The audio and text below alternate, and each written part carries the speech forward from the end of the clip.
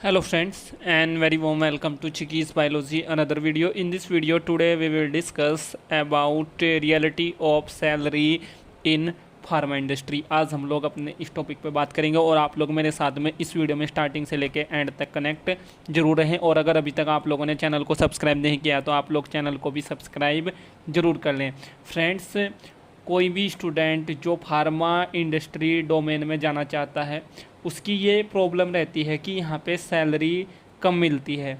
और फ्रेंड्स, यहाँ पे सैलरी जो कम मिल रही है इससे बहुत सारे कैंडिडेट्स, बहुत सारे स्टूडेंट्स परेशान हैं।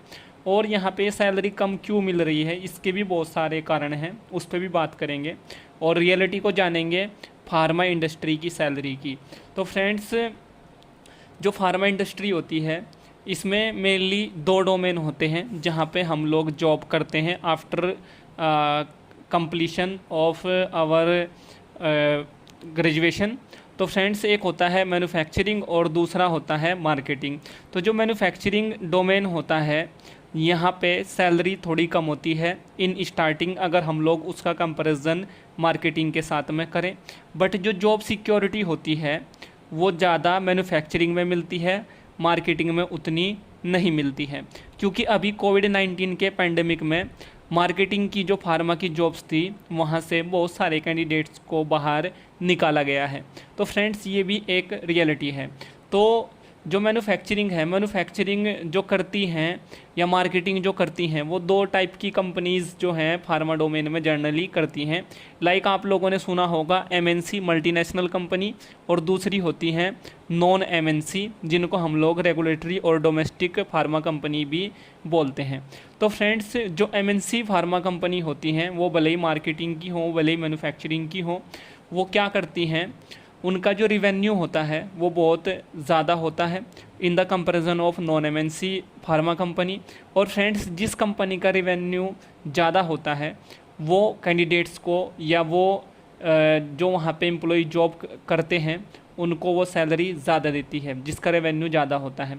जिसका रेवेन्यू कम होता है जैसे कि नॉन एमएनसी फार्मा कंपनी, वो कैंडिडेट्स को सैलरी कम देती है in the comparison of MNC.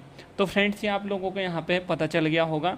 और फ्रेंड्स, ज़्यादा जो जॉब मिलने के चांसेस होते हैं एज अ फ्रेशर कैंडिडेट्स वो नॉन एमएनसी फार्मा कंपनी में होते हैं। और friends, in non MNC pharma companies के लिए ये मैटर नहीं करता कि इनको यूएसएफडीए से अप्रूवल मिले या डब्ल्यूएचओ से अप्रूवल मिले, इनको सिर्फ जीएमपी से अप्रूवल की ज़रूरत होती है और इनके लिए जीएमपी इनफ होता है। जबकि एमएनसी जो फार्मा कंपनीज़ होती हैं उनको बहुत सारी रेगुलेटरी अथॉरिटीज़ से अप्रूवल की ज़रूरत होती है, लाइक जैसे कि यूएसएफडीए से, लाइक जैसे कि डब्ल्यूएचओ से, और अदर बहुत सारी अप्रूवल्स जो हैं इनको नीड होती हैं। तो फ्रेंड्स, इसीलिए ये फार्मा कंपनी जो हैं बड़ी फार्मा कंपनी मानी जाती हैं और इनके जो प्लांट्स होते हैं वो वर्ल्ड वाइड फैले हुए होते हैं। तो जो एमएनसी फार्मा कंपनी होती हैं इनमें जॉब मिलना इसीलिए थोड़ा मुश्किल होता है फ्रेशर कैंडिडेट्स को in the comparison of non MNC. और यहाँ पे आप लोगों को तब जॉब मिलती है अगर आपका इंटरव्यू अच्छा हो जाए direct after your graduation as a fresher candidate, या फिर आपका यहाँ पे अगर कोई रेफरेंस है तो भी आप लोगों को यहाँ पे इजीली वे में जॉब मिल जाती है। वरना फिर अगर आपको यहाँ पे जॉब नहीं मिल रही है तो फिर आपको नॉन एमएनसी फार्मा कंपनी में 1 to 2 ईयर का एक्सपीरियंस गेन करना पड़ेगा। उसके बाद फिर आप एमएनसी कंपनी में आ सकते हैं एज अ फ्रेशर कैंडिडेट, फिर आप यहाँ पे नहीं आ सकते। ये यहाँ पे एक बहुत बड़ी प्रॉब्लम रहती है और इस प्रॉब्लम को बहुत सारे कैंडिडेट जो हैं वो फेस करते हैं। और फ्रेंड्स, जो फार्मा कंपनीज़ होती हैं इन फार्मा कंपनीज़ में आप लोगों का जो स्किल होता है और जो आप लोगों का एक डिसिप्लिन होता है वो हमेशा मैटर करता है। आप लोग कितने क्रिएटिव हैं वहाँ पे, आपकी जो क्रिएटिविटी है वो कितनी वहाँ पे ज़्यादा है, ये यहाँ पे मैटर नहीं करता। तो जो क्रिएटिविटी आपके अंदर है उसको आप लोग अपने पास ही रखें। इन फार्मा कंपनीज़ को उसकी कोई ज़रूरत नहीं है, ये आपको एसओपी देती हैं और उस एसओपी के अकॉर्डिंग ही जो है आपको वहाँ पे काम करना होता है। अपना दिमाग आप लोगों को वहाँ पे नहीं लगाना होता और आप लोगों को इनको सिर्फ जो है सिंपल वे में काम करके देना होता है जिससे कि इन फार्मा कंपनीज़ की प्रोडक्टिविटी वहाँ पे बढ़े और इनका जो एक आउटपुट है या इनकी जो एक सेल है या इनकी जो एक वहाँ पे मैन्युफैक्चरिंग है वो वहाँ पे इंक्रीज़ हो आप लोगों के एफर्ट्स की वजह से। बस ये इनको इतना वहाँ पे आपसे एक नीड होती है, एक ज़रूरत आपकी वहाँ पे होती है। तो फ्रेंड्स ये कुछ चीज़ें यहाँ पे होती हैं। और ये जो है कंप्यूटर साइंस की या सॉफ्टवेयर डेवलपमेंट की कंपनी नहीं होती है। यहाँ पे आप लोगों को कंप्यूटर साइंस स्टूडेंट की तरह कोडिंग नहीं करनी होती, कुछ नया डेवलप नहीं करना होता।